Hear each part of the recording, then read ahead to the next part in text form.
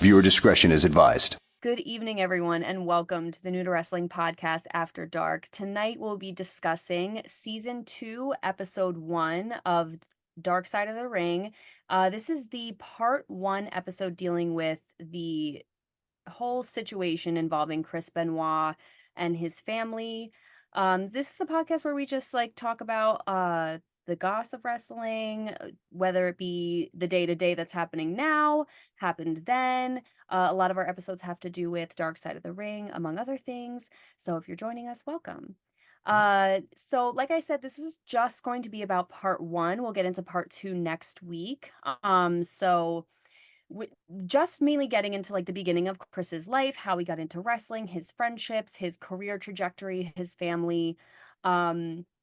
And before we get into this, I just want to say that the only opinions that really matter in this situation, in my perspective, are the friends and family that were closest to them, to this situation. If you guys know anything about it, it's a very sensitive situation. We will try to discuss it as tenderly as possible, but just know we're two friends who watched an episode of something on Hulu that is accessible to anyone with Hulu, and we're just discussing. We're not passing judgment, really anything of the sort. We're just having a chat.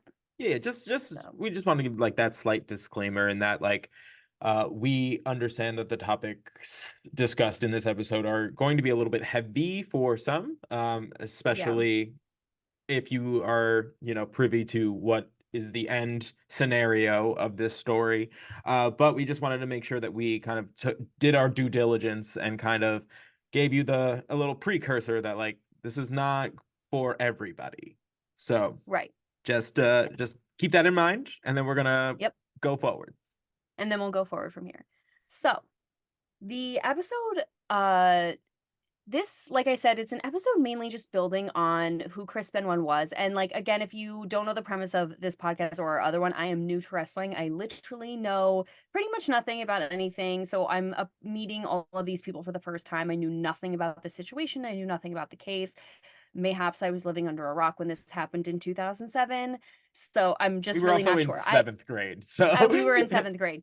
So if it was going on, I was probably worrying about the 8th grade dance. Who knows? Yeah, right. So I did not know anything about him, his relationship with Eddie Guerrero, his career. I knew nothing about anything. So it was interesting to get to witness this. I always say this, I get to witness wrestling from such an exalted place where I know nothing of the history about anything or how it ends up. So I get to see it literally with fresh eyes.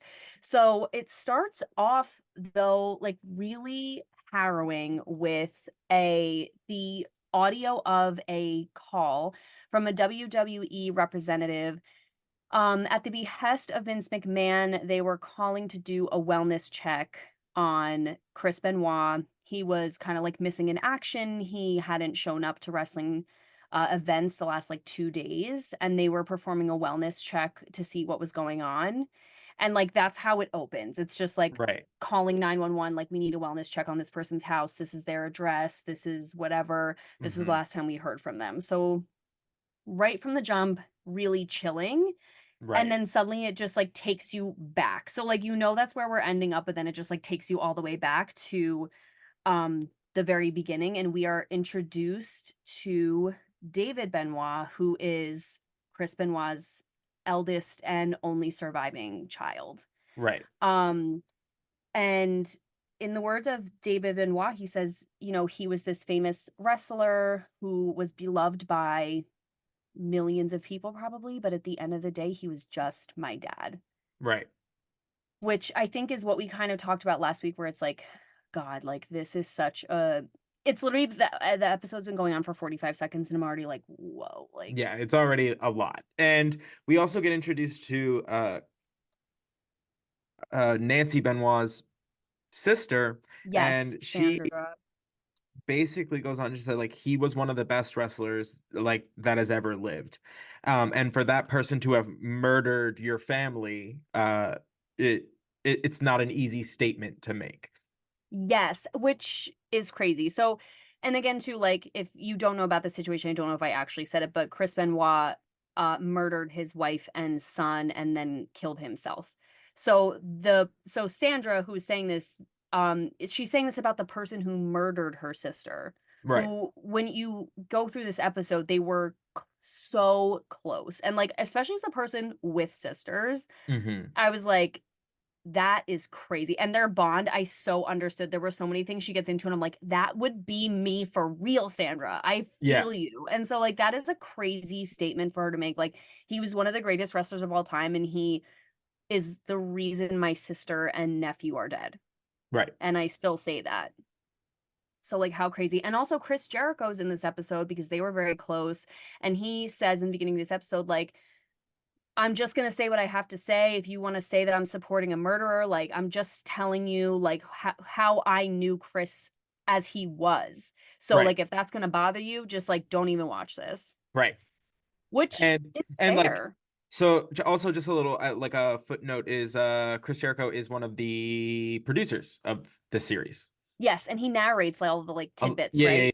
Yeah. So, but he also is very personally connected to all of this, in that, like, one, he was in the same companies at the same time that Chris Benoit was, pretty much for most of their careers. So he really got to see a, like, kind of first-hand view of kind of who this person was, and kind of how jarring the end was. Yeah. So I thought that was interesting, again, because it's like, this is his perspective. This is how he knew him, and the same with his family. Like, it's not like, you know, this is just facts. Like, this is just how we knew him at the time we knew him. Right. So very interesting. But David describes how his dad got into wrestling because his dad, so Chris's dad, took him to a wrestling match in Edmonton to see the Dynamite Kid, who ended up being Chris's idol. Yes. So for you, the Dynamite Kid was one half of the British Bulldogs. So the British Bulldog, Davey Boy Smith, was his tag team partner. Yes, growing up. Oh my God. Yeah, so they were a tag team together for a long time, especially, like, throughout that time in Canada. Like, he was one half of the British Bulldogs. That's why he still carries, like, on that name, because unfortunately the Dynamite Kid ended up passing early, and, like, relatively early. He was a pretty much a young man. And so yeah, the British Bulldog kind of carried on the name, like, for him. So a fun, not like a fun little tidbit, but that's who the Dynamite Kid was. That's kind of putting it into perspective for you. Wow. And wow, that's amazing. And love to know that. Thank you. And also, I guess this is, so the Dynamite Kid did the flying headbutt as his finishing move, which is where Chris Benoit picks it up as his finishing move when he eventually gets into wrestling. And that will become a much more prevalent thing, especially in the second episode of this, because they are going to go into a much further kind of deep dive into how that ended up affecting Chris, his mental health, and, like, kind of where that how doing that move repeatedly caused damage. Yeah, I was, because I knew that was a thing, like, when we had briefly touched on it, and I was at first surprised they didn't talk about it really at all in this episode. Actually, they didn't mention it at all in this episode, but I actually, upon my second watch, I was like, I actually like that they did that, because they just set up, like, the basis of who he was. And then I'm like, I feel like then they'll go into it, and because you know the backstory, you can kind of, like, put things together. So I actually thought that was well done. Again, I haven't seen the second episode yet. I didn't want it, like, knowing that information to infiltrate this episode, but I feel like that is a good setup, in my opinion. But absolutely. yeah, so we also, JR is in this episode. He says that he was so amazed by his work. He was really impressed with him, said he was, like, a natural, one of the most, like, naturally gifted wrestlers he'd ever seen. Chris Jericho mentions he was really inspired by him when he saw him at Stampede Wrestling, which featured a lot of smaller wrestlers, according to Chris Jericho, and that inspired him, because Chris Jericho's not big. Like, no, not he's a big pretty small. Yeah, and I love him. An interesting fact that I read in JR's book is that when JR was trying to convince Vince McMahon to hire Chris Jericho. He typically, like, people like that are either already established in the business or deemed as being like big stars, they go to Vince's house for like the first meeting. JR ended up lying to Vince, saying that like Jericho was like a taller dude just to get him into the meeting. Because as we know from the like the steroid trial episode, it was the WWF was the land of the giants. If you weren't 6'5", pushing 300 pounds, like, you weren't getting looked at. So yeah, or JR rather had a like instrumental role in getting Chris's like foot in the door, because JR knew that once Vince met him, he would like him, and saw his work, he would like him, but he had to get him like just in there so that he could see it. So right. Wow, love that. And Jericho also mentions that like that wrestling is the only job that Chris Benoit has ever had. His first job was wrestling. His last job was wrestling. He's never made a dime doing anything other than this. If it kind of goes to show you like how into this world he was. Yeah. And I thought that was like a really pertinent quote that like really set up the entire trajectory of his career, obviously, because it's like, you understand, and again, I'll never truly understand what's at stake being a wrestler, but like, you just feel that pressure where it's like the first and last penny of his income was coming from wrestling. So like, there was no stop, there was no break, there was no this alternative, like if I didn't do this, I would do something else. I'm sure he never even considered anything else. Considered it. And to like go to like to that point, Chris Jericho also tells like a story where he was where Chris Benoit had made a mistake in the ring where he didn't sell something the way that he would have liked to. And as like a kind of like punishment to himself, he like made himself do like 500 squats because he had messed up this like one thing in the match, which is like just an intensity that like I'll never understand, but it's to show you like how serious he took this. Yeah. Crazy. It was like because they were wrestling in Japan at the time, and like it was like a spinning heel kick that didn't quite connect or something, and Chris Jericho was like, keep in mind, like, it wasn't filmed. It's not like you could watch the playback. It was like probably nobody in the crowd could ever even notice it or whatever. It was like such a minuscule mistake, quote unquote. And when he saw him doing the 500 squats, he was like, who's punishing you and making you do this? He goes, I am. Like, Chris was like, I'm making myself do this as a punishment to myself. Like, it gave that, like, he's just that self-disciplined and is that hard on himself. That like no one was like, that was a bad move, like whatever. He was just like, no, he just held himself accountable to like just such a standard that like if he didn't execute, like he had to make up for it in some capacity. And which is crazy, but Chris Jericho says he was just the most intense and believable wrestler, as hard as he was on himself. Like, he was just so believable, like you just bought into him so easily. We also meet Dean Malenko, who he's one of the three amigos, right? Correct. Yeah. Yes. So it's him, Eddie Guerrero, and Chris Benoit. They basically, their careers had like the same trajectory. Like they were all in Mexico at the same time. They were all in WCW at the same time, like that sort of thing. Yeah, and he said that Chris was so quiet and reserved in his day-to-day, like he was very gentle, quiet, until he got in the ring. And when that red light came on, he was like a whole other person. Like he just really blossomed. Like he was like meant to do that. Yeah, he turned it on, which I loved.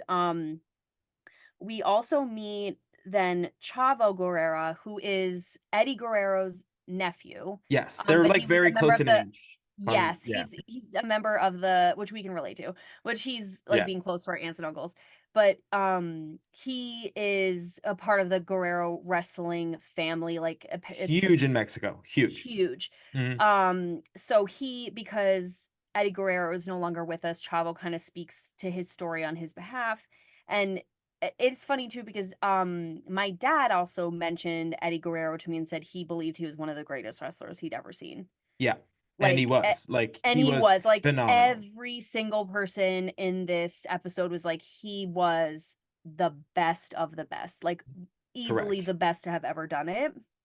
You want another fun fact? Absolutely, I Chavo always do. is so he was the like apparently like the stunt coordinator or like the wrestling expert for the Iron Claw movie. So he was the one who taught all of the wrestlers in the Iron Claw movie to wrestle. You're No, yeah, kidding. that's what he's doing I now. He love still that. wrestles like intermittently, but for the most part, he's pretty retired. So every now and again he'll like come out and like do a match for like a special occasion here and there. But yeah, so he's now like essentially working as like a stunt coordinator because we always talked about like professional wrestling just being like a very very intricate live stunt show. Like that's all it Right. really is when you Yeah. boils it down. So um it's just kind of interesting that like that's kind of the trajectory his kind of life has taken now, which is pretty interesting. Yeah. That just, I don't know why that just like made me emotional a little bit, but I just think because his story, especially in this, was so Right. heartbreaking, like Hmm. devastating, where it's just like, and then to like be the stunt coordinator on a movie like Iron Claw about like the Von Erichs, where it's like also just like Right. rife with Another, tragedy. yeah. Yeah. That's like, oh my God, what a guy. Literally, so I told Xavier I watched this episode with my roommate actually, and she was like, that guy, I just really feel for him. And I was like, I know, Chavo, Hmm. like what a guy. Yeah, what a G. But we also meet one of my favorite people in this episode, who is Vicky Guerrero, who is the wife of Oh Eddie. yeah.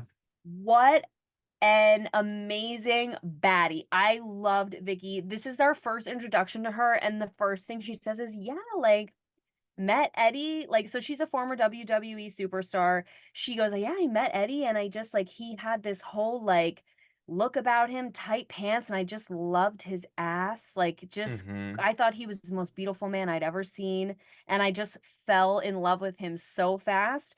And like, I just like Vicky, I She was get so you real for that. So real for so that. real for that because like all the time that's passed, all like the you just still felt like the love that she had for him, and they really Absolutely. went through it. Like they had hard times together, and like you could just still feel the how joyful thinking about his memory was for her. Like she Right. said, yeah, like when we were young, like loved his ass. And she said at one point, like he would try wrestling moves on me, and those were fun days in the bed, let me Oh my tell God. you. Yeah, she was I was like, wilding. I was like, Vicky, Vicky, I okay. love you, girl. Didn't even wait to get into the episode. She was like, right off the bat, she goes, love that ass, love that bed when we were there together, girl. Hmm. Like, And you know what's like I will always like respect the WWE for is that she became like a WWE superstar after Eddie's death. So no, they really? basically, yeah. So basically, she was never really like on television, wasn't really that sort of like, wasn't really her bag. But when Eddie passed away, like she still had two kids to feed. Like she had basically just been at home, this like raising her family. So like she wasn't like working in that capacity. So they essentially like they made her like an on-screen like character. She was like the general manager of SmackDown for a little bit. She was like people's managers. They basically like kept her employed so that she could like support like her family because her husband had made such a like huge contribution to wrestling like as a whole and that company Wow. specifically. And he had died so tragically. They kind of like threw her a lifeline and that like, hey, like come work for us and we'll like make sure that you're taken care of. Oh um my God. which I'll always give them their flowers for that. For that. Yeah, that's amazing. So, so, so sweet. Um, so yeah, such a character. And she talks about how Chris and Eddie first met in Japan when they were wrestling, and she was like, Mhm. I would get these texts from Eddie like, oh God, this guy talking about Chris, this guy is such a prick. I do not want to work with him the next 2 weeks. Like Right. he's so annoying. Hmm. Um, and they would just in the words of I think this was Chris Jericho, they would just beat the shit out of each other. Yeah. Like they did not like at first they did not like each other, and they like went so hard in the paint in these matches. Hmm. And I think Dean Malenko goes, people to this day still go back and watch those matches because they're just insane. Yeah. Like the skill, what happens, what they do to each other, it's so wild. But because they're such high caliber wrestlers, like they clearly have like no boundaries and for how much they love doing it, and like they're willing to try anything. They're so ahead of their time. They just develop this like love, genuine love and respect for each other just from Right. working together so much, Yeah. which Yeah. is like amazing. So they become the best of friends, which I love. And then we really get into meeting Sandra Toffolani, who is, which I'm sorry if I mispronounce her last name, Toffolani, I think it is, but is Nancy's Toffoloni, sister. I think. Toffoloni, I'm sorry. It's No, one of it's okay. those. It's Italian. Yeah, yeah, But so yeah. we meet Sandra. We really get into meeting Sandra after her statement, and she starts giving us Nancy's side of the story on how Nancy comes into the picture, who Nancy is Chris Benoit's wife. So Nancy was 18. She was already married, married right out of high school, and her husband was a huge wrestling fan and would take her to matches. And apparently, which I believe it, she was gorgeous. A Right. promoter picked her out of the crowd, like a promoter or a booker literally picked her out of the crowd, and kind of like it became a weekend gig where she would like take pictures with wrestlers for promotions, like just kind of like things like that. And then it just exploded. And Yeah. she, like I said, she was stunning, just absolutely gorgeous, Right. like In beyond. Like my I like too. in my mind, like she is like because like Miss Elizabeth came like first, but in my mind, like Nancy Benoit was like the next one to fill that kind of role. It was in a Right. different company. They ended up doing like kind of like a swap, but Hmm. it she really like ends up in that like role, and like That role. the like the first one I really remember like owning it in the like as like a bad girl. Like, you know what I mean? She's like the first one to do Mm, it like the inverse of like Miss Elizabeth. Miss Elizabeth was like prim, proper, Miss Diana-esque.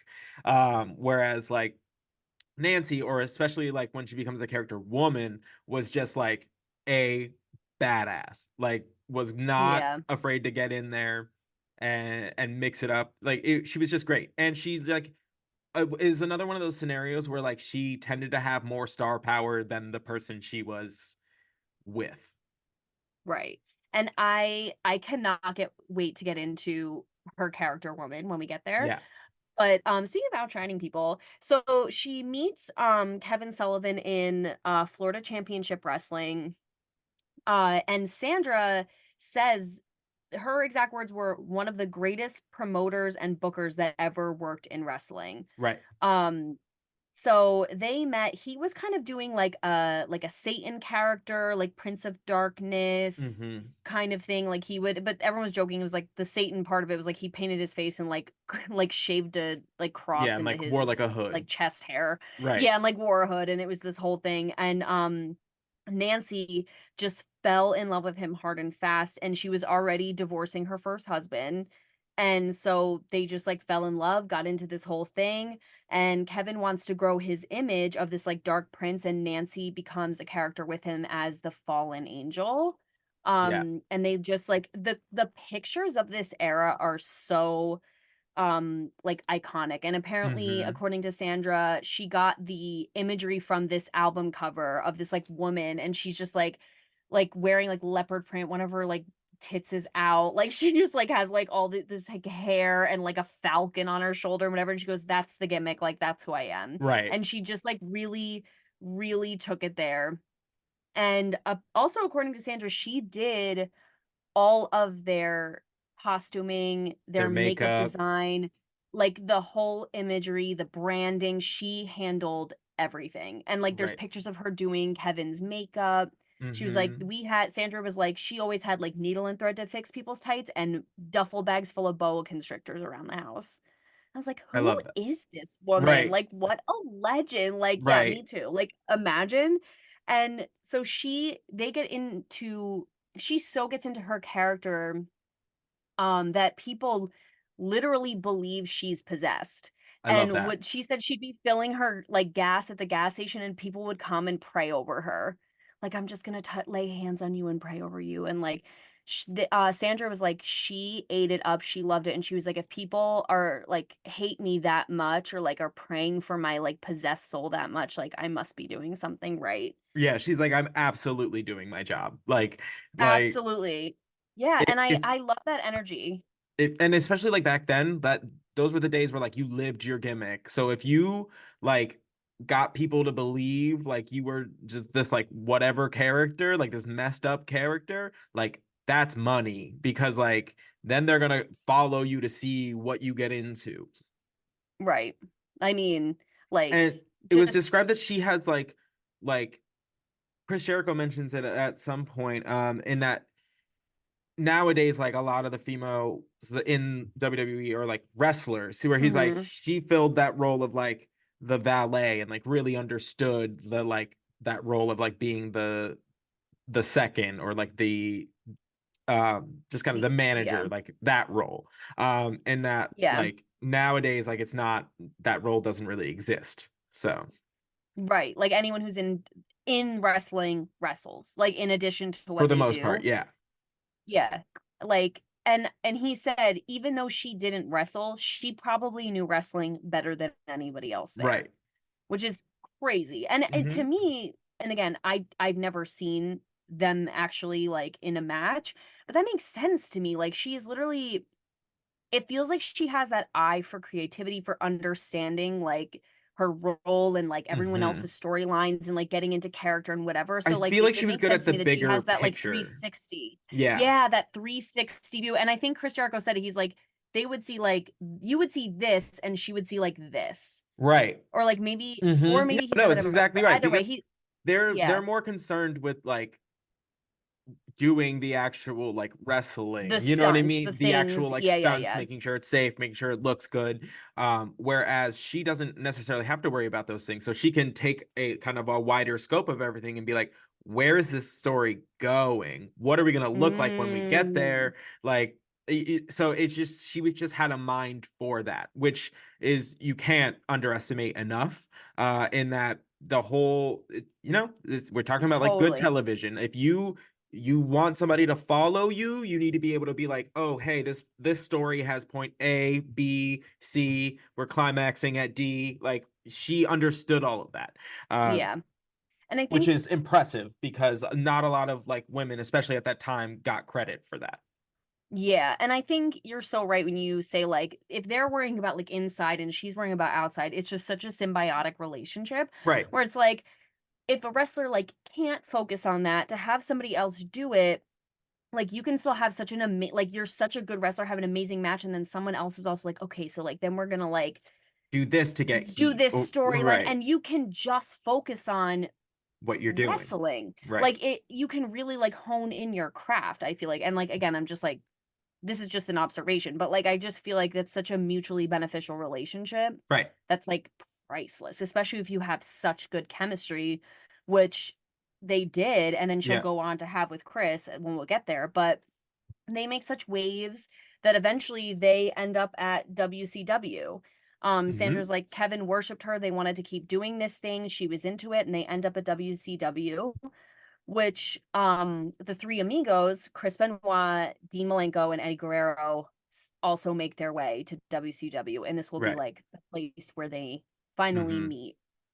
So Kevin was doing the booking and heard about the three amigos, was interested in them, thought they were super talented, and uh when Nancy came to WCW, that is when she changed her name to Woman, hmm which I love love this and think this is so genius. I wrote a curse word that I'm not going to say, but I was like, so see, honestly, like uh-huh because if you think about and not like we don't have to like rip it apart too much and like get too like existential about it, but like just she literally calls herself woman, embodies just the archetype of a woman and like in a male dominated industry she's like No, I'm going to it be worked. woman. It's like It so worked so genius well. and far and beyond. Like there's so many things to like discuss about it that I like can't even find the words to do how just how genius that is. Oh, it's amazing. It's absolutely spectacular. And there's just be like,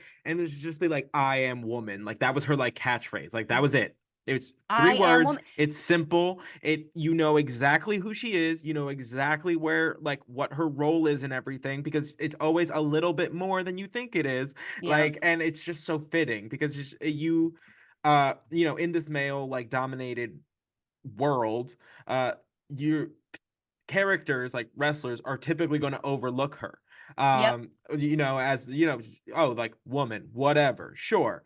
Sure, But woman. Like, typically, that's when she outsmarts them. That's when yes. she like does her work on like the outside of the ring and gets the better of them. And it's such a fun character, especially in the time period that it happened in. It was very ahead of its time.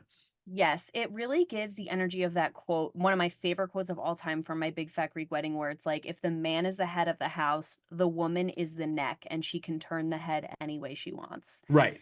Like that's fully it. And I also love there was zero sacrificing of her femininity to fit in. Like she's like, I am woman, I am sexual, I am attractive, I am like using my feminine wits and wiles, but I'm also powerful. I can also stand up to any of you. Like Mm-hmm. I also have like a mind for business. Like not 1 ounce of femininity was sacrificed. And that's why it's so good. Right. And it's crazy it's like the perfect villain for this time because like Right. the woman entering the male like Space. battlefield Right. is villainous to that. Like it will rub Yeah. you the wrong way. Like again, it's just there's so I discuss this for hours. Like I just think it was such genius branding. So obsessed with that. And like it And makes it's sense if she like, especially because she's like known for being good at that. Like that is just such a like, you know what I mean? Like power that's her move. skill set. Like so Power good. move. Legendary shit. And Sandra, her sister, is like, and she loved this character so much because it was closest to her personality. She just really got to live as basically herself day to day. Like this was basically as close Right. to her personality as she was going to get as a character. Um, and then this is so funny. I thought this was hysterical, Sandra, because then Kevin loves Chris so much, loved working with him, and decides to get Nancy involved in the In the storyline. storyline. And Sandra says the joke is Kevin Sullivan booked his own divorce.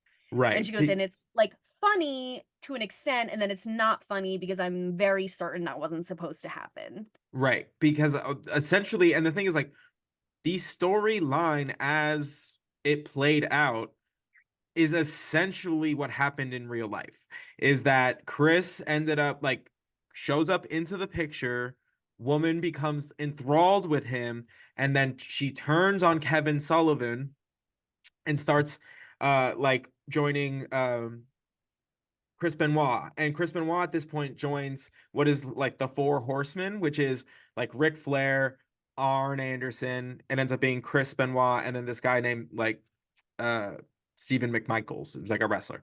Um, Okay. but they're part of this whole like faction now. And like so this whole time, like this is going on, and the whole premise of the feud is that Chris has taken Kevin's wife. And it is literally like life imitating art because that's exactly what happened. And that's Yeah. crazy. That is And this absolutely is wild. yeah, and now this is like the third episode of After Dark where this has happened. Where Right. like somebody, especially with like Miss Elizabeth and Randy Savage, like it just yeah, like just Yeah. the It's lines get so blurred. Especially like you said, if you're living your gimmick's gonna live you. Like I don't right. know, like just Ugh. crazy. But there's also so they get into these allegations where not only is in real life or in the wrestling world that Chris has taken woman or taken Nancy Hmm. and is like and then in real life taking his wife, Kevin's wife. There's also allegations that Kevin is like there's some physical altercations between Kevin and Nancy. Like Right. things are not good at home. There's like fights that just get out of Right. hand. I think that Sandra says that there were like they just had some like really bad times. And then Vicky says, who was Eddie Guerrero's wife, says Chris was her safe haven when she got really into it with Kevin. Like Right. that's who she would turn to. That's like where she would go for comfort. They just started getting like closer and closer and closer. And Chris was also separating from his wife because he was also married, which, by the way, I don't know if I mentioned this, Chris, and his first wife, that is David Benoit's parents. So so David is from his first marriage, and then their second son is from his marriage to Nancy Daniel. Correct. I think yes. from the same. Mm-hmm. So then we briefly, she was only in this for 1 second, but we briefly meet Julie Malenko, who is Dean's wife. Yeah. And she said she was a psychiatrist, I guess, and she says that one day Chris or Dean, her husband, calls her and says, "Hey, Nancy's having some problems. Could you help her?" And she's like, "I guess, like, bring her into the office." And Chris brings her in, and she's like, "What do you need help with? I don't understand." And Nancy takes her sunglasses off, and she had a black eye, and says that Kevin did it to her. Right. So she's like, "I'll help you in any way I can." But then it doesn't, like, it's weird. It doesn't go anywhere. Like, they don't say anything. She never comments again. I'm not sure what happens with that, but or it's like patient doctor confidentiality, because technically she's her doctor as a psychiatrist. I'm not sure, but she never comes back again. But then Sandra talks about this match between Kevin and Chris in the WCW, and they start actually fighting. Yes, in Daytona, which is crazy. So there's like surfboards and sand and like things everywhere, and they start actually full on brawling. Yeah, like their match turned into an actual fight. Yeah, like punches are landing. They're playing clips, and it's like you can literally hear the crack of knuckles on jaw. Like, it's so intense. And Chris hits Kevin so hard, Kevin's eardrum pops. Yeah. And the fight just keeps going on backstage. Yeah. And I guess so. I'm not 100% sure why Sandra is present for the backstage. I guess like maybe she was just like invited like to see the show, because her her sister's on the show, so like she probably just got like, and would be my best guess. Kevin is her brother-in-law. Yeah, exactly. So she's backstage while Kevin and Chris are fighting, and like Kevin is on one side of the room, and then she's on the other side of the room with Chris, and she starts to go with Kevin. I mean, that's her brother-in-law. And Chris stops her and goes, "Don't go with him," and then hands her a phone. And she's like, "What?" And she picks up the phone, and it's Nancy, and says, "Do not go with Kevin. Go with Chris, and he'll take you to the condo where I'm at." And this is where I was like, Sandra, me, because Sandra goes, "And I didn't go with Kevin because I always listened to my sister. She told me not to go with him, and I didn't." And so I went with Chris, and we went to the condo to see Nancy. And she was very badly hurt. She was physically injured, and she said that Kevin had done it to her after they'd gotten into a really bad fight. Right. And like, what ride or die energy, like, period. And I mean, like, I get it, they're sisters, but like it's the like, I did what my sister asked me to do. Like, that 100% that's what I did, right? Like, my sister told me something, and like, that's my sister. I'm gonna go with that. That's my sister. Period. And let me tell you something. My sisters, no one annoys me more than both of them, and I love them to death. And my sister has been married to her husband for like 10 years. And so I love him also. But if she was like, "Do not go with him," I'd be like, "Bye." I was like, "She told me not to go with you. I'm going to the condo. I'm not following you. Like, I don't care for my ride." Like, if she told me not to go with him, even though I've known him for 10 years, I'm not going. That's all right. I've known her longer. Period. Like, I told her, on her wedding, I told her at the end of the day, I was like, "Listen, just remember, it's still Team You, no matter what. I don't care. It's always Team You." I love that. Love that. Love that. So Sandra, girl, I feel you. You are seen, heard, felt. I get you. And then after this, there's a little pop-up on the screen, and it just says, Kevin Sullivan was approached for comment on these allegations. He denies any abuse ever took place. And I just feel like he has to say that. Like, you're not gonna just be like, "Yeah, I totally beat her up." Like, you're just, especially now. Yeah. I don't know. Like, there's no point to, you would just be like, "No." And the thing is, what's really devastating is that no one is around to go after him for anything, even if he did do it. Right. Because Nancy's no longer with us. So it's like there's no harm in him. I don't want to say harm, but like of course he's going to deny it. There's no reason for him to own up to it now. Do you know Yeah. what I mean? Because I just like I don't see, especially in this episode, and again, this is just two people talking. I know nothing. Right. I don't see the purpose for the sister to lie, and also Vicky, Eddie's wife, to say like, oh yeah, like, because she mentions it too. She's like, yeah, like when they were having really, really bad times, like Chris is who she leaned on. So like obviously something was there, and it makes it just the maths. Right. But I understand why he would never own up to it at this point. Right. So weird thing. We're kind of just at segment. like a stalemate on that. It's like he denies that it happened. They don't. And that's that. Yeah, like it's just it's very much right at this point, just like a they said, he said, like, you know, so right. And it ends up not being like really a thing. But then so Sandra says, you know, for me, all I knew was that Chris had helped my sister out of a bad situation and instantly had my thanks and admiration, and she was more in love with him than I'd ever seen her be in love with anyone. Right. And so now that her relationship with Kevin is finally severed officially, she is with Chris and they are blissfully happy, very in love. And because Eddie and Chris are spending so much time together, Nancy and Vicky start spending a lot of time together, and Vicky says we literally became best friends. Which I love. I mean, again, I love the energy, and it would be remiss of me not to say I love the girl energy in a lot of this, where it's like you could be so nasty, or not nasty, but just be like I don't even know you, like whatever, and like they supported each other, like they support each other, and I'm so here for that. I really, really am. I love it so much.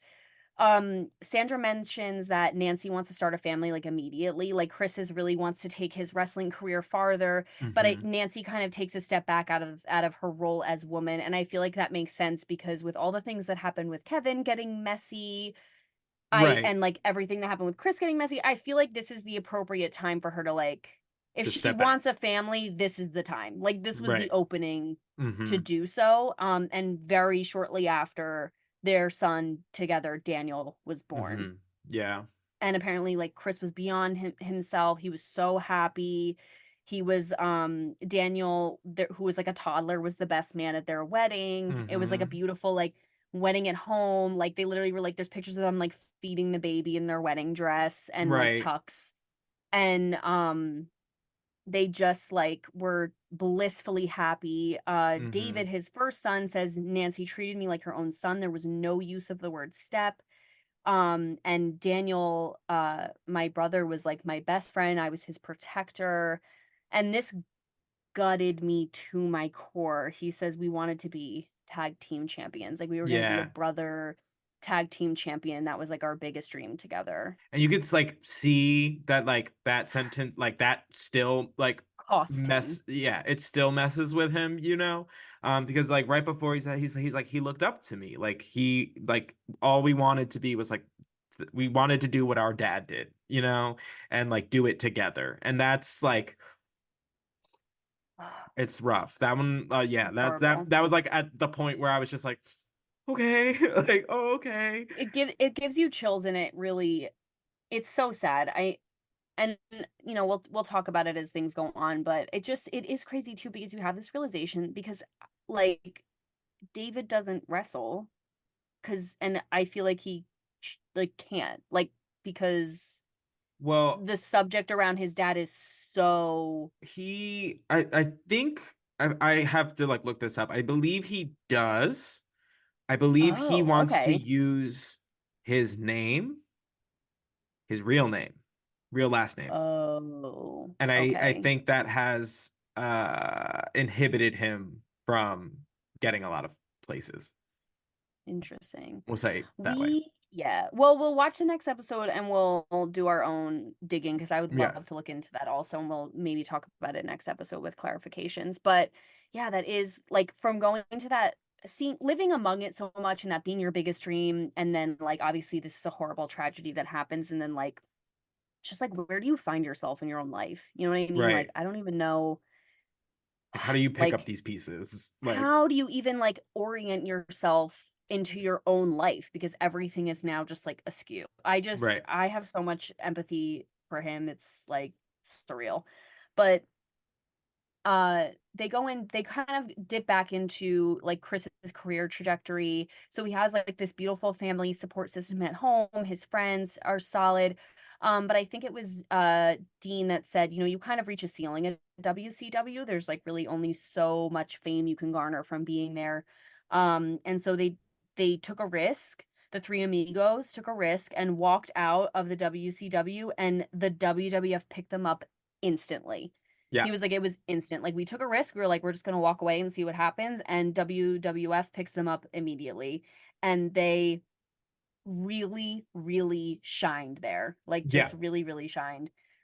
I think Chris Jericho says Chris Benoit was like Dirty Harry. And I forget the quote that Dirty Harry says, like in Like make my day, like go ahead. Like, yes, thank you. Go ahead, make my day. Like he yeah. was like that just kind of like rogue, like rapscallion, if you will. And Chris Jericho said he just like really, really thrived there. He was an amazing father, but he missed being with his family. So his career is like taking off, but he's like such a good dad. And this, like I said, this is Chris Jericho talking. He hated that he missed all this time with his family, but he was so afraid to ask for time off because they just like, this is it. Like, this is what they've worked for their whole life. They're thriving. They're, you know, getting to the peak of their career. Like, and he says Eddie felt the same way, and they felt this, Chris and Eddie felt this like kindred, you know, spirit energy with just what they were willing to sacrifice for their art. Right. Like, they were willing to just go the distance for everything. And he says they literally ended up giving their life for pro wrestling. Right. And it's, yeah, because their passings happened within a year of each other. Oh, wow. I did not know it was that fast. Yeah. Eddie was Which I guess I must have, because, 2006, and then Chris Benoit was in 2007. 2007. Wow. I mean, it's what a, like, yeah, just so dark. But we also learn that Eddie was very religious, which I find just like hysterical. But like, not that religion is hysterical, but like, I just think it's funny Was not because they're talking expecting it, about yeah. not expecting it. Like, just took me off guard, and they're talking about how Eddie would be like naked in the locker room, like reading scripture, like trying to like motivate people to like not like necessarily like turn people to God, but like be like motivating people with like the Bible, which is crazy. Just not what you expect, especially after all the things we've heard that go on in the locker room. It's like, that's where you want to bring God? Right. Like, that's what we're so doing funny. this. But I guess like, I mean, if you need to bring it anywhere, I guess it'd be there. But I was just gonna say, if you need to shine a light in a dark place, I mean, I guess that's the flashlight. But like, it's like so interesting. And Vicky says, you know, Chris wasn't religious at all, but Eddie really influenced him a lot, and he really looked up to Eddie, leaned on him a lot for guidance. And so we had this amazing, like I said, amazing support system. Nancy was his driving force, and wanted Chris to succeed, and he was very, very happy. But unfortunately, we start to see this like darkness happen with Eddie, where he's injured a lot. He's in a lot of pain, and they showed this clip of him, and I'm pretty sure his whole elbow was like dislocated. Yeah. Like, it looked bad, like really bad. Like, and he's just like still pinning somebody, and his, like, you see him come down and the elbow just go like yeah, it was brutal.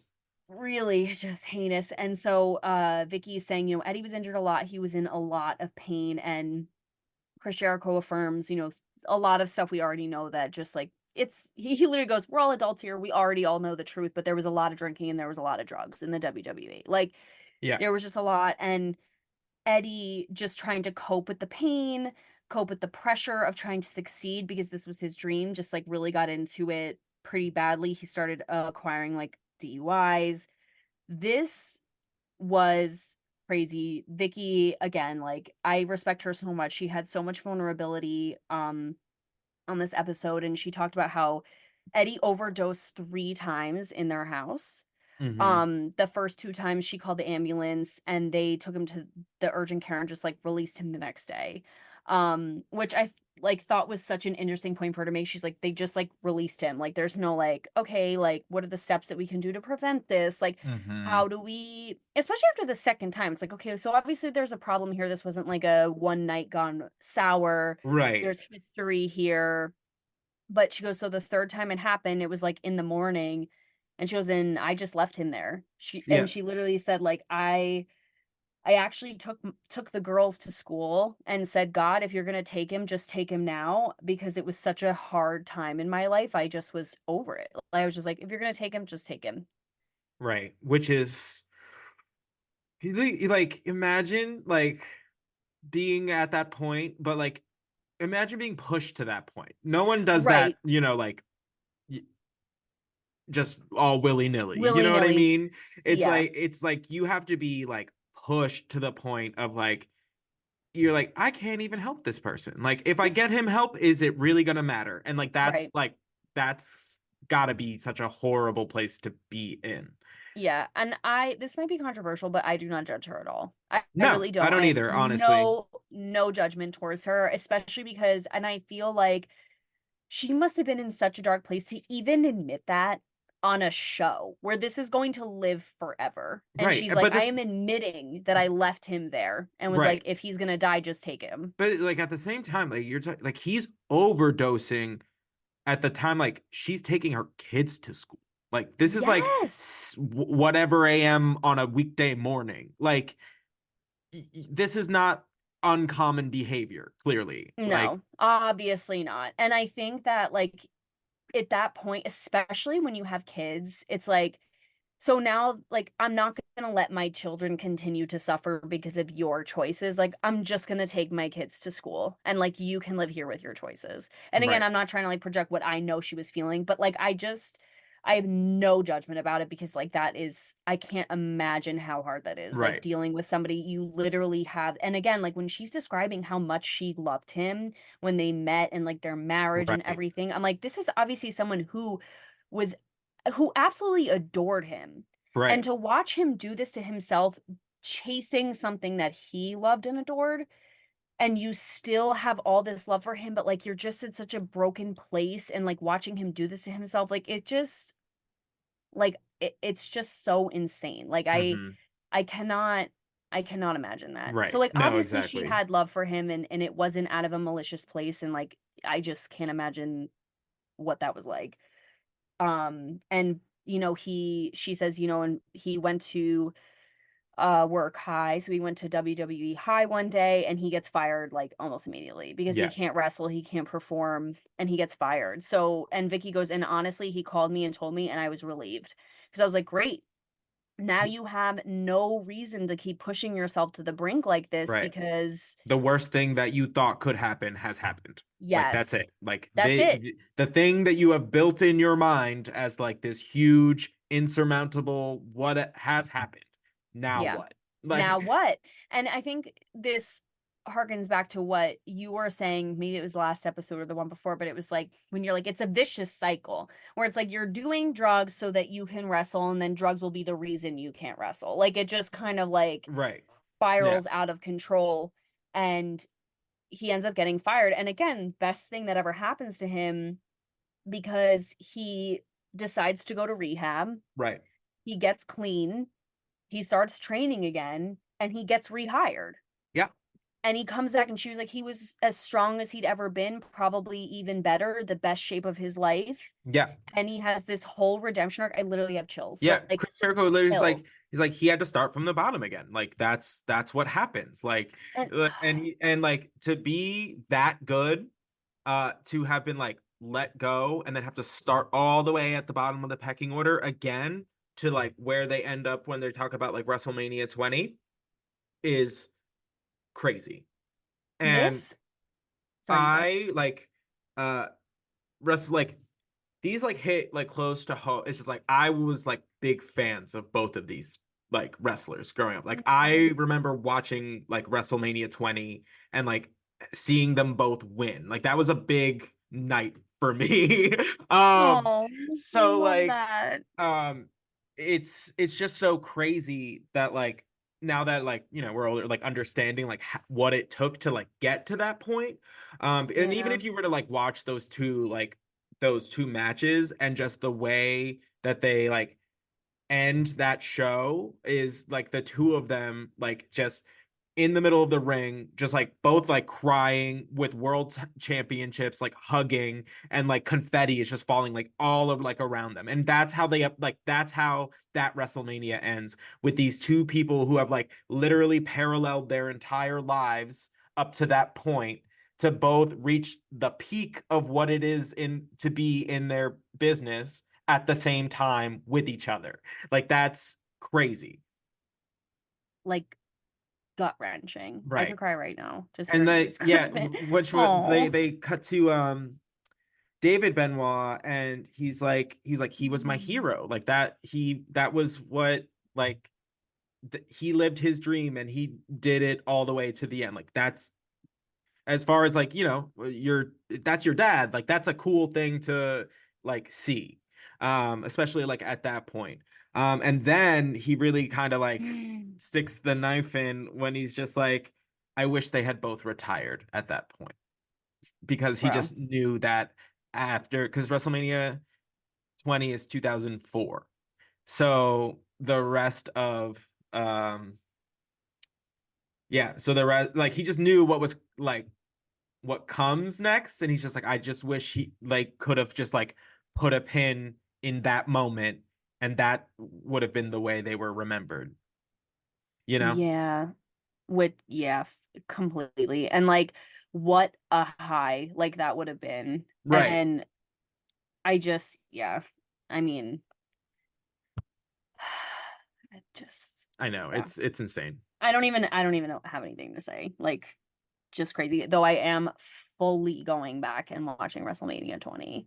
Oh yeah, you should. Like It's a great one. It's a great I have to WrestleMania, see like it. through, like all the way through, but just the way, just seeing those two guys succeed at that time was just like, it was great. It was like the two that literally got told like, you're too small, you're never gonna make it, like doesn't matter. You know what I mean? Those were the two. Like, Hmm. so I don't know. I loved that moment. Like I still go back and watch it. So you Yeah, I should. can imagine. I definitely recommend it. I mean, I know WWE has done with all the reason, like their uh due diligence in kind of not advertising Chris Benoit, but you can still, you know, watch his stuff if you really care to. Yeah, I feel like I don't know, it's like tricky. Mm-hmm. Whatever. Which we'll probably discuss more in next week's episode. Right. Because again, we don't really get into it too much in this episode, but I'll save it for next week.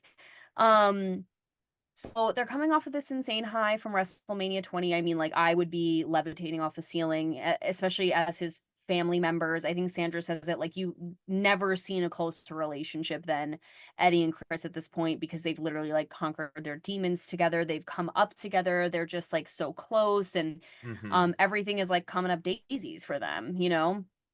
And then Chavo starts telling us that Eddie Starts having starts like health passing out. problems. Yeah.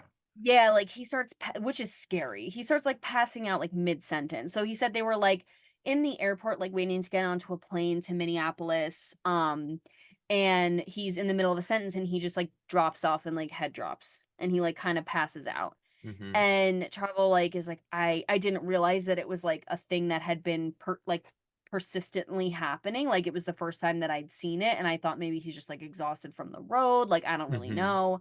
Um, but they go to Minneapolis. They go to their hotel room. It's Chavo, Eddie, Chris.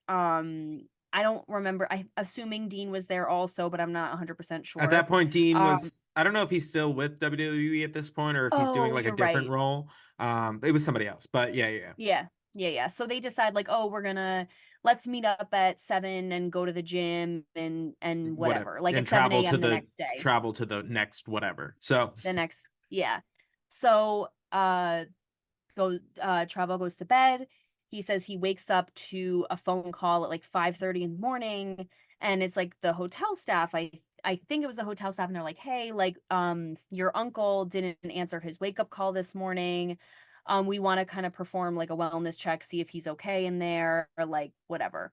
So he gets up, he goes with the staff to the hotel room door, and the chain is still across the door from the inside. So obviously someone is still in there, and they decide to clip, like with the, bolt cutters, the chain.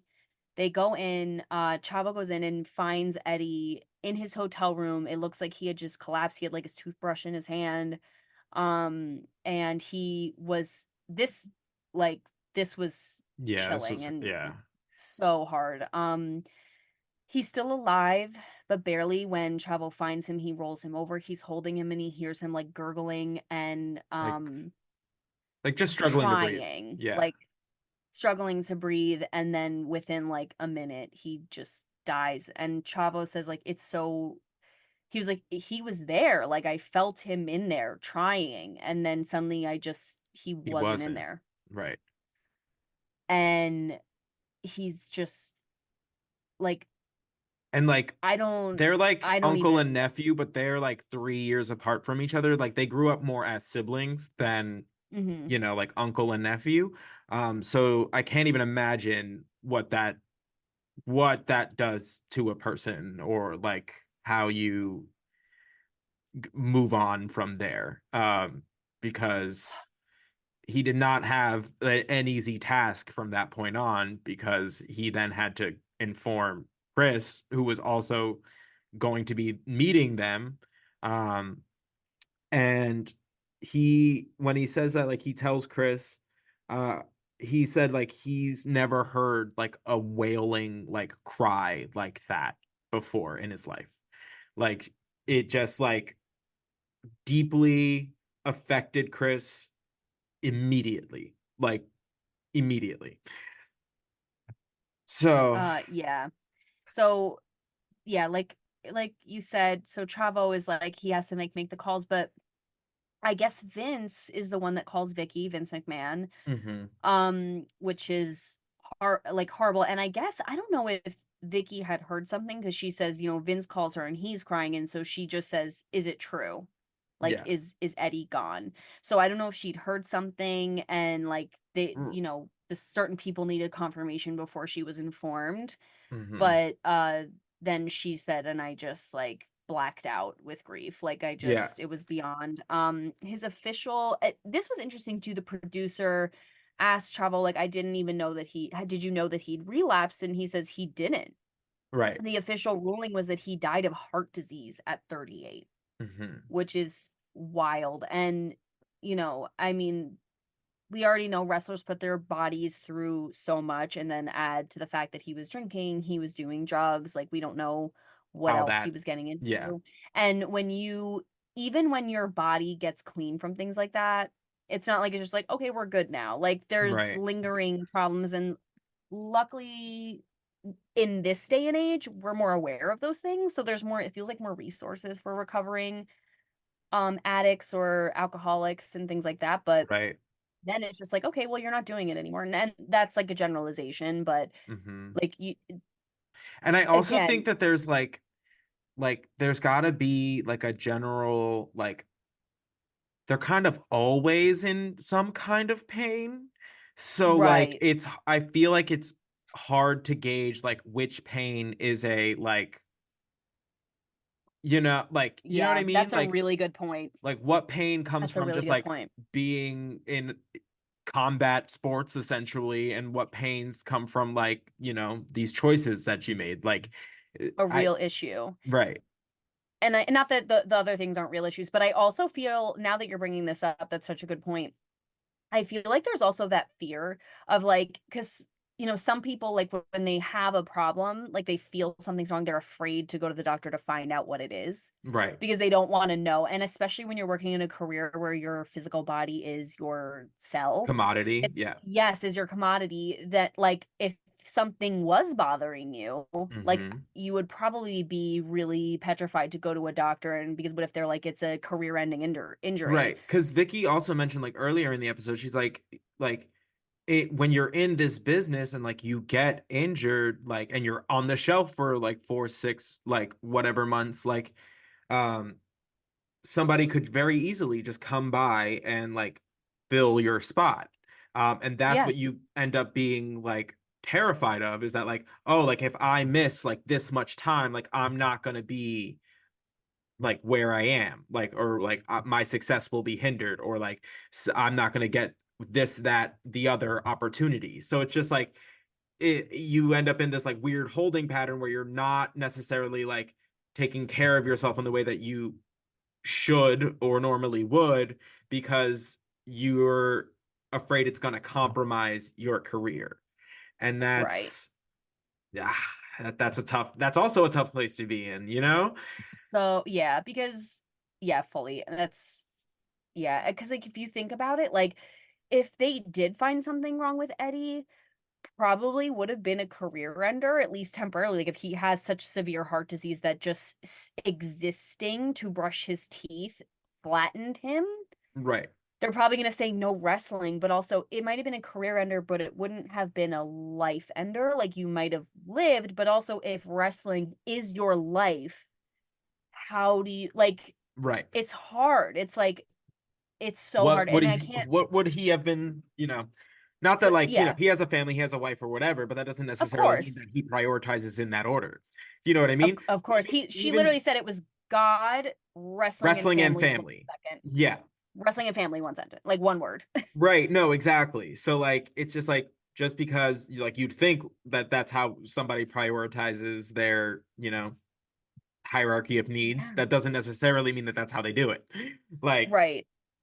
And especially when you're in it. Like they're in it. They're living it every single day. Like 300 together plus days a year. Like with their that. friends who are also living it. Like you're just that is the life you're in. Like Right. so I get it as hard as it is. Like it's Yeah, I understand like what the mentality is. I agree. But Chris, like you said, is absolutely devastated. Beyond a grief that has any sort of beginning, middle, or end. Jericho says he hugs Chris at Eddie's funeral and he is so broken down, sobbing, leaning on him that his tears soak through his suit jacket, the actual shirt, the undershirt. Literally, his skin was like soaked with his tears. Like Right. he was so devastated. He becomes more and more of a hermit after Eddie's death. And He you know, goes some right of on his tour. Like after Eddie's funeral, the WWE had like a European tour in which mhm. Chris went. Where it was just like it's just kind of like it's mentioned that it's just like he, or like Nancy had mentioned, like she didn't want him to go on that tour. Like she didn't think he was like it was the Yeah, right move to like have experienced something like such a loss, and then to just go back into that routine that you just lived the last 10 years with that person with. Like, right. like she was there had to have been like another way, like I don't know. Yeah. And I think Chris Jericho says this like if there was going to be any time to take a break, this was it. And everyone would have understood. Like the whole wrestling community would have understood. They had like they did his ring salute, the bell salute. They did this beautiful service for him. He was so like Chris was there, so devastated. Like he was like, I just remember Chris like crying. Um but Jericho's like, we're going on this European tour that he doesn't necessarily even have to go on. Like if you were going to take a break, this was the time. Right. Like no, you wouldn't have be and that's the thing too, it's like twisted and kind of dark, but like I don't think his career would have suffered from taking a break because Eddie was such an icon. I think that if Chris had left and then come back later, I think people would have been so happy to have him back.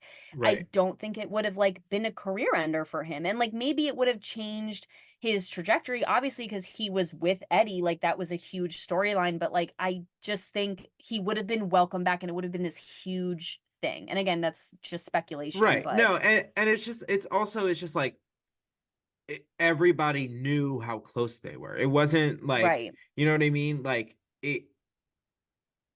every like step that they had taken, like as far as like progressing their careers, happened with each other. Like it wasn't like Right. this it's not like everybody didn't know that they were best friends. Like it probably would have been a very understood thing, like if he was just like, I need some time, like, and that's, Yeah, of course. and like that's would have been probably more healthy. I mean, again, like choices, but yeah, he decided to just keep kind of trucking. And I think it harkens back to like, the 500 squats he made himself do, where it's just like, Yeah, I true. he doesn't really know how to be any other way. His only job has been this, that like, Mm-hmm. and up until that point, that was probably the solution to a lot of his problems. So like he Yeah, probably just dove right back into it for lack of any other kind of like baseline of like, what do you do? right. Because when all you know is wrestling, you're gonna fall back to what you know.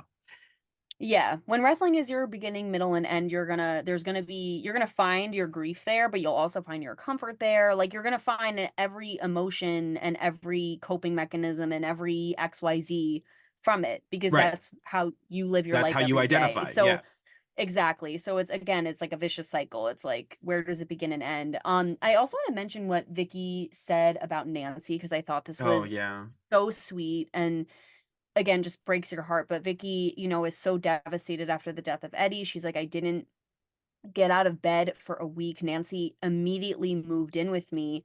And after a week of literally not eating, not showering, I didn't get out of bed. I didn't do anything. Nancy comes in and, Vicky gets so emotional talking about this. And she was like, Nancy comes in and is like, you have to get up. Like, you have two daughters who need you right now. Like, you have to get up. And Vicky's like, and I got up. She made me take a shower. She made sure my girls were fed. I literally have chills. She made sure my girls were fed. She was my angel. Like she helped with everything. Right. She helped me through everything. And I wouldn't have gotten through it without her. And again, I just love that community, the support system. Right. And now that you're telling me the way that like the WWE supported Vicky like that, I'm so happy because like and again, like I don't want something to happen where someone has to be supported that way. But the fact that she was like, and they didn't let her and her family fall through the cracks of just like this controversy, like overshadow the fact Right. that they are a real family, that something happened to them. Like, that just like, it makes you like feel a little bit at peace about it, Right. even though it's horrible. Mm-hmm. Um, so Vicky also starts talking about how Chris, since Nancy is basically living at her house, helping her out, Chris is coming over there a lot. And Chris goes up, I guess Eddie had like a beautiful weightlifting room and would go up in the weightlifting room and cry, and she would come in and he would be like, I'm just so lost without Chris.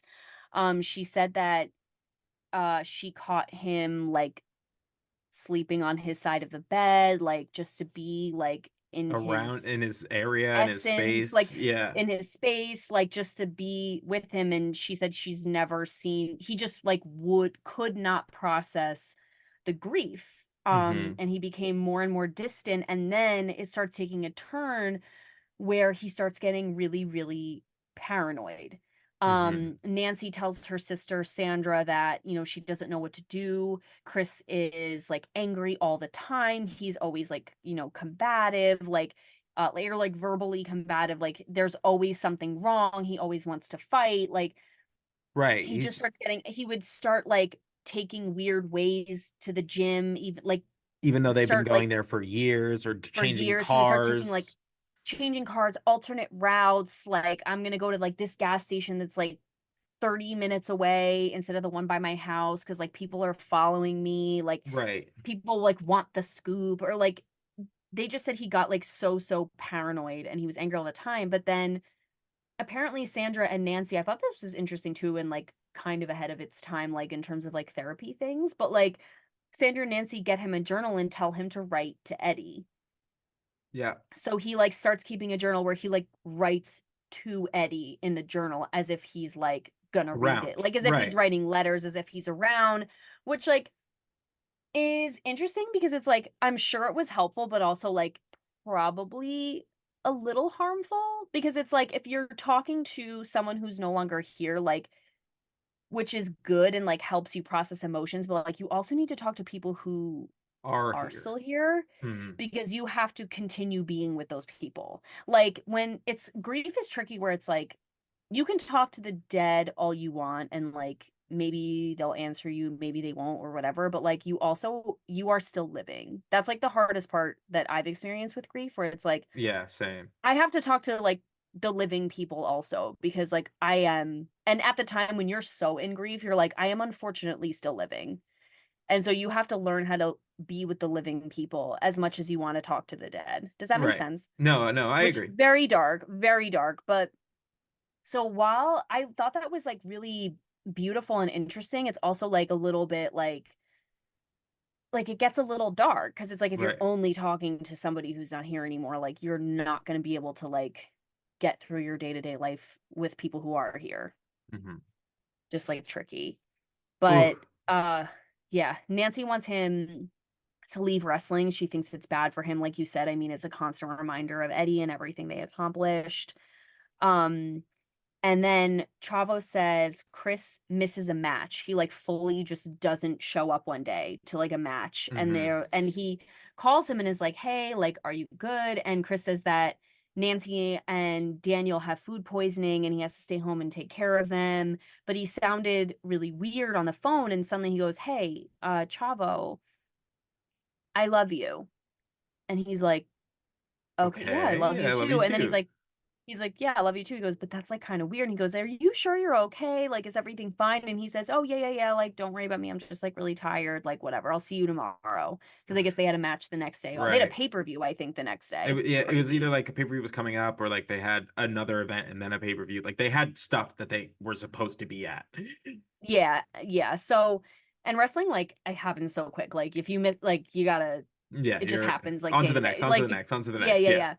So then he says that night or that morning, the following morning, he gets a text at, again, 5:30 in the morning, which traumatic. Like, Right. because this is the same time he gets a text about Eddie, but he Right. gets this text from Chris at 5:30 in the morning that says, "The dogs are in the enclosed pool area and the back door is open." And he's like, "What does that mean? Like, that's Right. weird." And then a few minutes later, gets the exact same text from Nancy. And he's like, "Okay." Like, I have chills. Like, what Right. a scary. And he, I guess, sends his address. Yeah. Like, also sends his address like for clarification of like where they live. And he was like, "Okay, like, see you tomorrow." Like, and he goes, "I'm supposed to be picking him up, or like I'm supposed to be seeing him in like a few hours, so I kind of just like let it go." I'm like, Right. "Okay, weird." And he goes, the next day he comes into work, and I think, I don't remember. Oh, he talked to like a booking agent or So something, he and they're like, talks to Johnny Ace, who "Yes, fun fact, thank you." not so fun fact, is the other person implicated in the Vince McMahon sexual assault trafficking lawsuit. No, Johnny you're Ace kidding. is, yeah, that was his wrestler name when he was like a wrestler, Johnny Ace. Um, but John Laurinaitis is his real name, and that's who is implicated in that lawsuit. So that Oh, he like, but at that time John Laurinaitis ends up being what Jim Ross was, as far as like in the like the Attitude Era. Jim Ross was a commentator, but he was also like the like talent wrangler essentially. Um, yeah. John Laurinaitis ends up replacing Jim Ross in that role. So at this time, it's John Laurinaitis who's like the talent wrangler. So now he's going up to Chavo because he knows that him and Chris are close, and being like, "Hey, like, do you know where Chris is? Like, nobody's heard from him." And then Chavo goes like, "Yeah, I actually got like this really weird text message, like," and shows him, and he's like, "Why didn't you tell us like earlier?" And Chavo's like, "Well, I thought like we were covering for like our friend, like like Yeah. like he didn't know, like he thought he was just like doing his friend like a solid, like his friend needed time, like like he thought he was doing the right thing, and that's Again, like so that ride or scary." die friendship. I get it. Yeah, no, completely, so scary. And I think also he had before he talked to Johnny Ace, he had talked to another wrestler and was like, "Hey, like, did you get this like weird text from Chris?" And someone else got the had exact also same gotten message. the exact same text, which is so freaky. And I think that's why he ended up being like, "Here is the text," because like now it's freaking me out. But yeah, it's one of those things. Like, I feel I also have so much sympathy for Chavo because like I'm sure he has those questions of like, if I had acted in the moment, if I had done differently, if I had whatever. And it's just like, to be like, he literally, his uncle died in his arms a year prior. Like, his like uncle, who might as well be his older brother, like, Yeah, that just happened. And then to then suddenly be like, just like implicated in this whole thing is insane. It's just like, insane. how much can one person take? Like, that's a lot. Yeah. So when you even mentioned that he was like doing stunt coordinating for something, I was like, oh, I'm so glad he's like okay. Not that he's like okay, like I don't actually know, but like that he's doing things. I was like, oh God, because I really like I loved that would him break so me. much in this. I would have been broken. Break me. There is no, I would never recover. And like this is already difficult enough. I can't imagine if then also at the end something had happened to child. Like, no, not me. Right. That not today. But this is when so Johnny Ace speaks to Vince. Vince is the one so this is the call back to the beginning of the episode where we get the wellness check call. Right. And I think I guess I don't know why I thought this was kind of interesting that Vince is the one that is like, we need to do a wellness check call, but he has somebody else call. But I guess that's just delegating. Me, I'm always like, why would he do that? Like, did he not want to have his voice on the thing? Like, no. He's just the CEO just delegating, of a really big company. So he's probably just like, hey, like, make sure the rest, you know what I mean? Like, because in his mind, I'm sure it's just like another wrestler missing something. You know what I mean? Like, this is not like, wrestlers have missed shows before. Like, this isn't, and it probably in his mind what it is going to be, because nobody thought that it was going to be what it was going to be. So yeah, he was probably just like, hey, like, do this, you know, like. So. Yeah, I think I'm like coming off like all the like the controversy of the steroid trial. So I'm like, I don't know. Vince was like, I don't want to be the one on the 911 call. Like, I don't want to like whatever. But obviously, he's just like, oh, can someone call Chris? Because again, he's probably overslept. Who knows? Maybe he also got food poisoning, because that's the story that they're putting out. But they do a wellness check. Obviously they find what they find, which we don't really again go into with this episode. But Vicky describes Vince calls a meeting at the ring, which so everyone, all the wrestlers, all the, whoever, just the people that are working for the WWE. The wrestlers, the personnel, like he calls it. Yeah. The staff.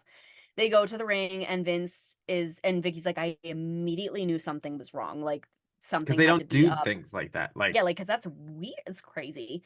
And basically he just says, we just heard from the police that Chris, Nancy, and their son Daniel are all dead. And Vicky flips out. She said she like screams like in the middle of everything, and just like cannot control herself with grief. Like, yeah. So, and I think it's Dean that takes her out and is like, come with me, like grabs her, takes her out, because apparently Chavo wasn't in the room, because then Vince comes into the hallway and he's crying and Chavo's like, what? And he tells him then. I'm not sure why he wasn't in the room at the time. But he finds out later from Vince, and they just like hug. He's literally like, I'm hugging Vince and we're sobbing. Like, I can't believe it. And we don't know the details of what have happened yet. We literally just know that they're dead. Right.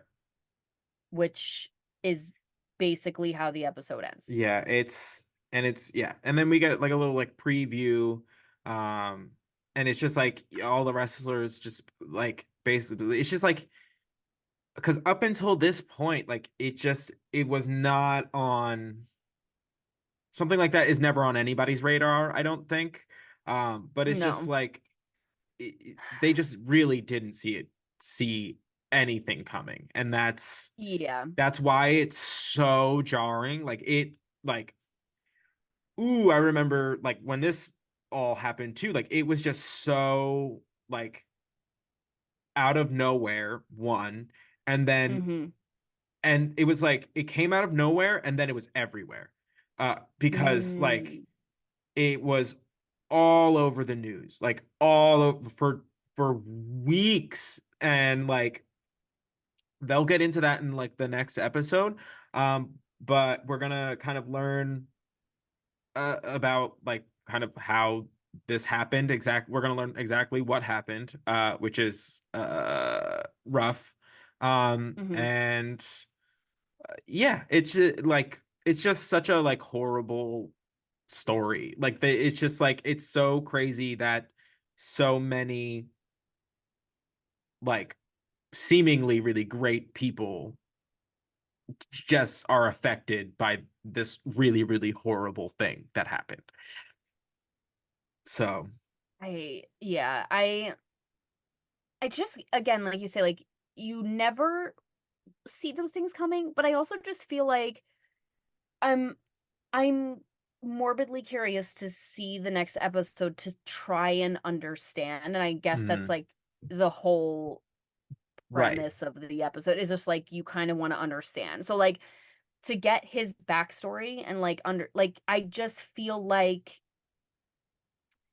it does just really seem out of the blue, especially like the genesis of him and Nancy's relationship, how in love they were, like for Right. this to And like happen, like how like seemingly like attentive a father he was, like it just yeah, it's crazy.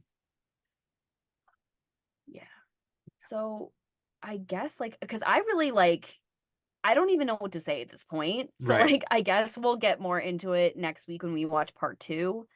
Um But thank you all for yeah, thank you for bearing with watching. like watching. I know we This was know a rough the one. yeah, we know the that the subject matter is not uh light as we Mm, normally, tend to keep things. But this was a big figure in my life growing up.